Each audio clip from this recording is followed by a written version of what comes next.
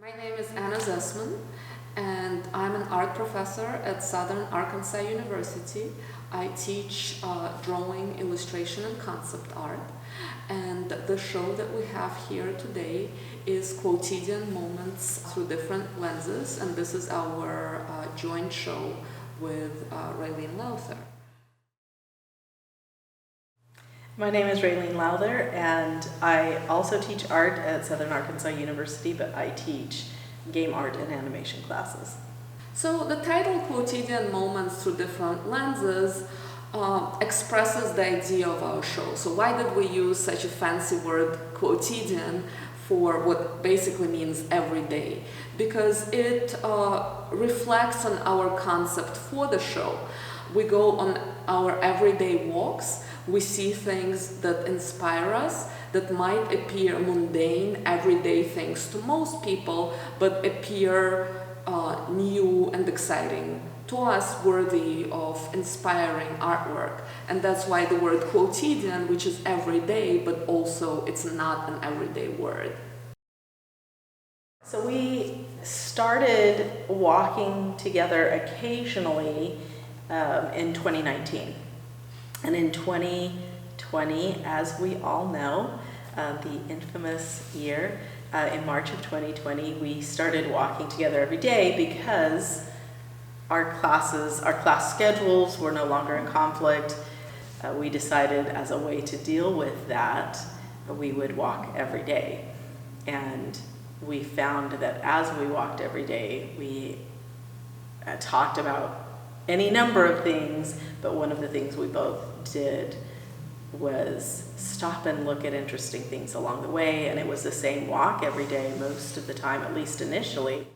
So we'd be seeing the same things, but in different light and different small differences as we went along the way. And so we started to notice the changes, but we'd also started to notice some of the things that may be the same every day, but if we looked at them in any way, they were very interesting.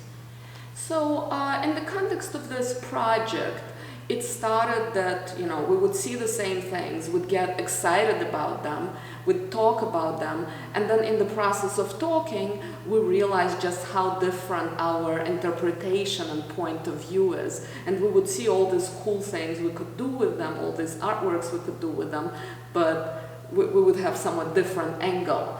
And I think that was a big part of it, the desire to see how the other person interprets the same thing. Also, we talk about teaching a lot because that's a big part of our lives. And one of the things students struggle with is finding inspiration. And we were talking about how, there is inspiration all around us every day. And not only is there inspiration, but things can inspire you in different ways, depending on who you are and based on your previous experiences and previous artworks. For example, like the piece that you see behind you of, like, we saw a dent in the car, which is a fairly prosaic thing, but the dent, the reflections in the dent were really distorted.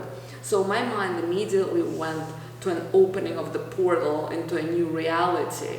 And we were in the middle of the pandemic, and I think we were all feeling kind of cooped in this really surreal space and wanting to get somewhere else, anywhere else. When I see these things, often what I am seeing first is really formal concerns, color and shape and texture.